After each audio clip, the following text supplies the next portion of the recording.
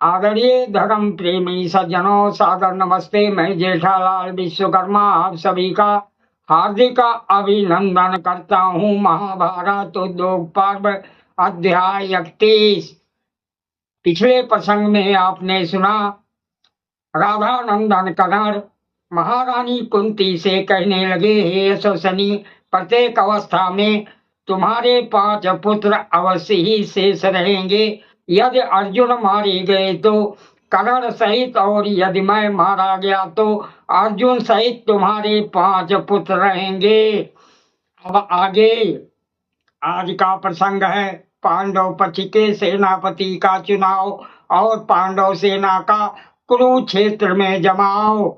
महाभारत की कथा सुनाते हुए महर्षि वैशंपायन जी कहते हैं, हे राजन जन्मेजय जी, शत्रुओं का दमन करने वाले योगेश्वर श्री कृष्ण जी ने हस्तिनापुर से उपलब्ध में आकर पांडवों को वहां का सारा वृत्तांत ज्यों का त्यों का सुनाया।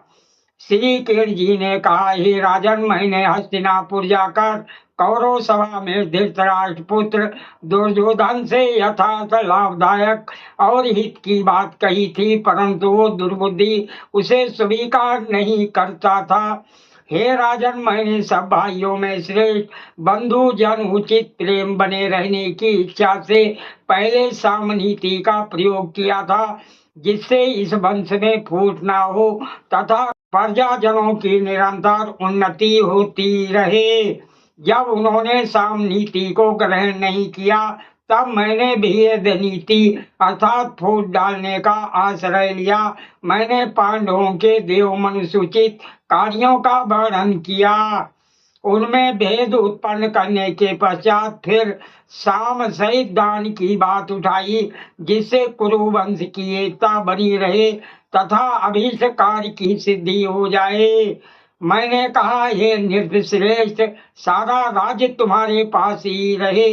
तुम पांडवों को 5 गांव ही दे दो, क्योंकि तुम्हारे पिता के लिए पांडवों का भरण पोषण करना भी परम आवश्यक है। मेरे ऐसा कहने पर भी उस दुष्ट आत्मा ने राज्य का कोई भाग तुम्हें देना स्वीकार नहीं किया।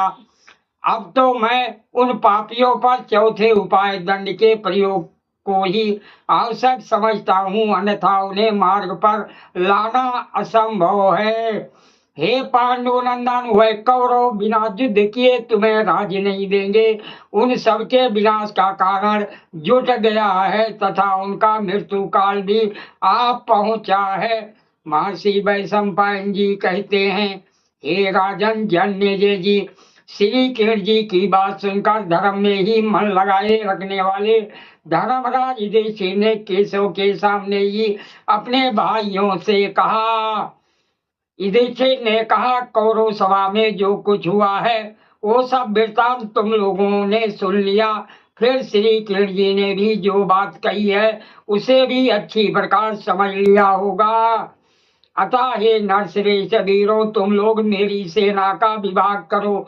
ये 7 अछौड़ी सेनाएं एकत्र हो गई हैं, जो निश्चय ही हमारी विजय कराने वाली होंगी। इन 7 अछौड़ियों के जो 7 विख्यात सेनापति हैं, उनके नामों को सुनो। वह हैं द्रुपद, विराट, धृष्टद्युम्न, शिखंडी, सात्यकी, चेकितान और पराक्रमी भीमसेन। ये सभी वीर हमारे लिए अपने शरीर का भी बलिदान करने के लिए सम उद्यत हैं। अतः ये ही पांडव सेना के संचालक होने के योग्य है।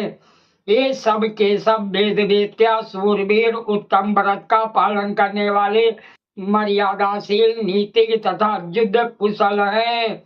ये सब धनुर्वेद में निपुणता प्राप्त तथा सब प्रकार के अस्त्रों द्वारा युद्ध करने में समर्थ हैं।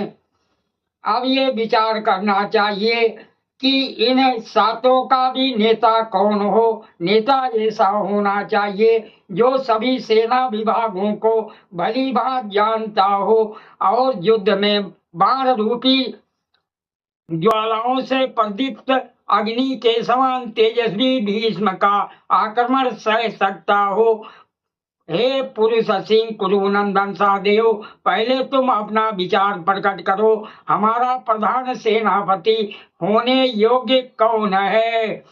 सहदेव जी बोले, बलवान, अस्त्र विद्या में निपुण और युद्ध में उन्मत्त होकर लड़ने वाले मत्स्य नरेश विराट युद्ध भूमि में भीष्म तथा अन्य महारथियों का सामना अच्छी प्रकार कर सकेंगे।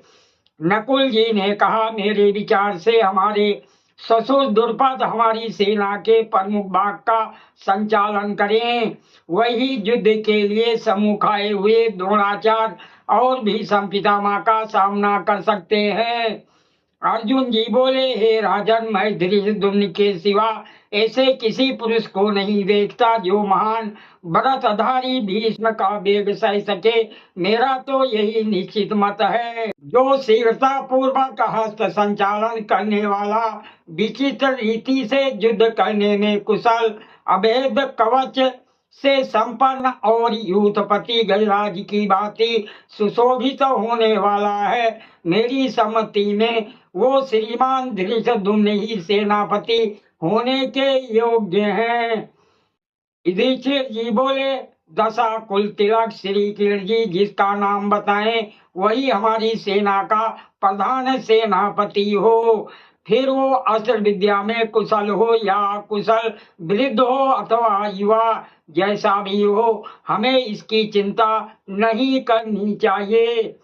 योगेश्वर श्री कृष्ण जी बोले, हमारी सेना अति बलशाली, दुर्धर्ष और दुर्गम है। वो युद्ध में धृतराष्ट्र के पुत्रों की सेना का संहार कर डालेगी, इसमें संशय नहीं है। हे शत्रु दमन, मैं धृष्टद्युम्न को ही प्रधान सेनापति होने योग्य मानता हूँ। महर्षि वैशंपायन जी कहते हैं, हे राजन, श्री कृष्ण जी के ऐसा कहने पर वह नरश्रेष्ठ पांडव बड़े प्रसन्न हुए। उधर हर्ष और उत्साह में भरकर यात्रा करने वाले सैनिकों का महान हर्षनाद चौंगोर गूंज उठा। हर्ष में भरे हुए और कवच आदि से सुसज्जित वह सैनिक शत्रु सेना को कुचल डालने का उत्साह रखते थे। कुंती पुत्र राजा युधिष्ठिर समस्त सैनिकों के बीच में होकर चल रहे थे। सामान ढोने वाली गाड़ियां, बाजा, डेरे, तंबू, रथात सवारी, खजाना, यंत्र चालित अस्त्र तथा चिकित्सा कुशल वैद्य भी उनके साथ साथ चले।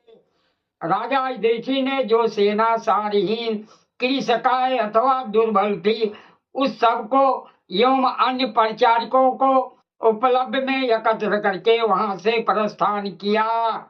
पांडव लोग दुर्ग की रक्षा के लिए आवश्यक अस्थावर परकोटे और खाइया तथा जंगम अर्थात पहरेदार सैनिकों की नियुक्ति आदि उपायों द्वारा स्त्रियों और धन आदि की सुरक्षा का समुचित प्रबंध करके बहुत से खेमे और तंबू आदि साथ लेकर परिस्थित हुए।